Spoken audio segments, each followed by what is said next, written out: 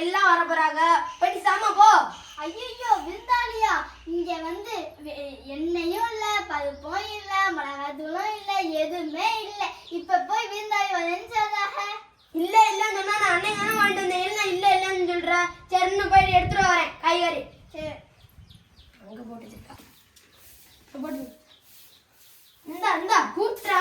இந்தா போய் சாமா போ. சரி சமைச்சாச்சு வா. உட்காருங்க. சாப்பாடு போடு.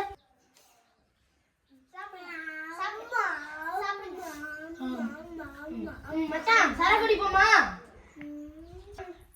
மச்சான் சரக்கு குடிப்போமா? வா. இந்தா குடி குடி. இந்தா குடி. இந்த வீட்டுக்கு போ வா.